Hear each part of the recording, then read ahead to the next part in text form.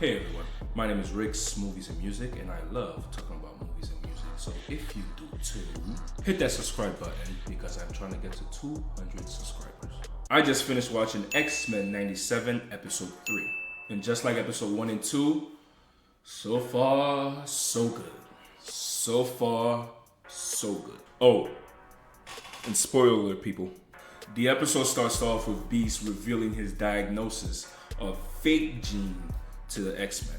It is then where Beast revealed that the real Jean who gave birth to Nathan last week was actually the clone, was actually the fake Jean, and that the fake Jean that's laying down and he diagnosed is the real Jean. Naturally, the fake Jean who gave birth to Nathan last week questioned the diagnosis. Naturally, once again, she turns to the X-Men. Hey, you know who I am, all these memories, blah, blah, blah.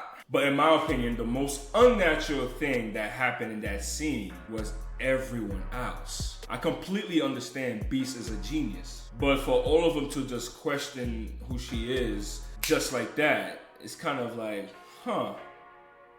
Okay. Not one teammate spoke up, even questioned the diagnosis. She even turned to Scott, her husband, and he's like, "We just need to be sure." I guess all the X-Men have seen so much crazy shit. A clone is not out of the question, and it's just a huge possibility.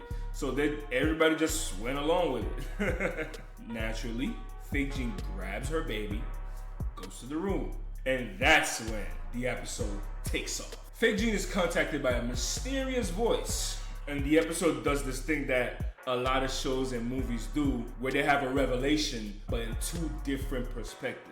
While Jean is being contacted by this mysterious person, Beast is explaining to the X-Men that this cloning was done by a mad scientist from the 1800s. There's only one person that could have done something so sinister.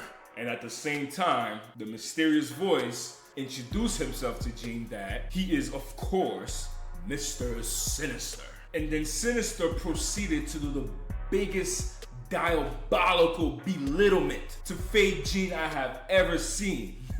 Imagine one day, you're chilling, recording a YouTube video, living your normal life, and then a random dude goes into your mind, starts throwing shit at you, talking about you are baked goods, you are his creation, and his mind control over you is flawless. And all of a sudden, you're losing your willpower. You're losing control. This dude got you tuned up to his frequency. All of a sudden, you don't know who you are. That had to be how she felt, people. After some sinister mind control, Fake Jean is rebirthed into the Goblin Queen. And she started messing things up. Now we get to some action-packed X-Men goodness. It was a combination of the Goblin Queen and Sinister. They were working together to create these illusions and copies of people from the lives of the X-Men. This is where Gambit sees Magneto and Rogue, well, the fake Magneto and Rogue, getting nice and cozy, boy. Woo! Oh, and right before that, Morph. Morph was teasing the living hell out of Gambit. I think Morph is the funniest person in the show so far. It's funny as shit. If you saw the episode, you know exactly what I'm talking about. Bishop and Cyclops teamed up. Bishop absorbed his power and started doing this goddamn plasma blast everywhere and fucking everything up. He takes out all the illusions, all the fake monster copies and everything. And then this big ass Sentinel comes up, this zombie, mutant, rotten, molten plague. People, I'm not a critic, people. I don't know everything. He was about to mess things up.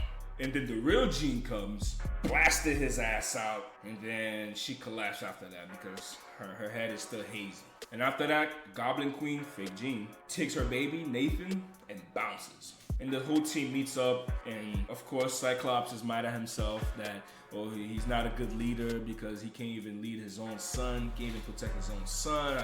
He's conflicted like always. That's when Magneto came and bossed up.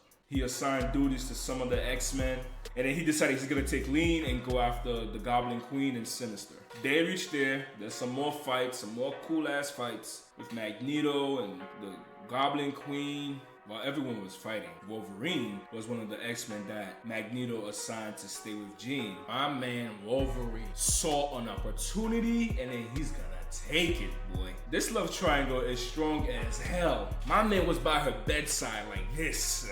Remember what you meant to everyone. Remember what you meant to me. That's when she's like, Wolverine, I remember you. My man was so excited, boy. Woo! But right in that moment, her powers activated for a little bit. And then she sees the X-Men fighting. And she sees Cyclops about to get murked by fake Jean. And she's like, Scott, he needs me. And then you see the goddamn sadness. Oh, man. You see the sadness on Wolverine's face, bro. Like, oh, bro, that is a married woman with a child. Well, I guess not the real Jean, but still, that's a married woman, bro. Then we proceed to Jean having a huge mental battle, mental war with Goblin Queen.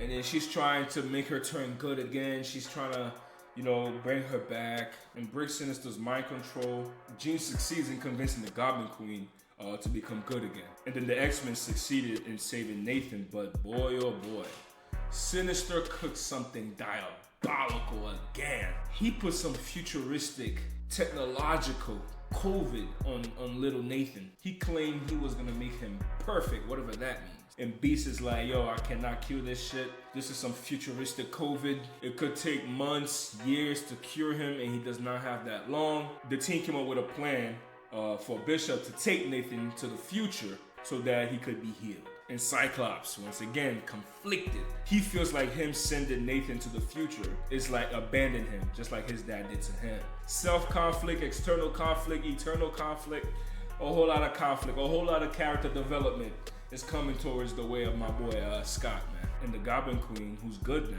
did a Kal-El thing and sent Nathan a message telepathically to the future and saying, hey, we did this for a good reason. We love you. You know how that goes. And towards the end of the episode, we got the Goblin Queen, who's good now, talking to Jean. They exchanged a few words, and then the Goblin Queen revealed her new name, which is Madeline Pryor. And then the episode ends off with Storm, who's in Texas, and she meets this character named Forge, who claims to be an old friend of Charles Xavier. And then he also claims that he's gonna get her powers back. And the episode ends off. Overall, solid episode. Good mix of comedy, action, performances, just like the first two. I'll say this show is really headed to the right direction so far. If you haven't seen my review for the first two episodes, go check it out. It's a nice, quick, solid song. If you made it this far and I wasn't that bad, you might as well subscribe for more. I try to upload every single day.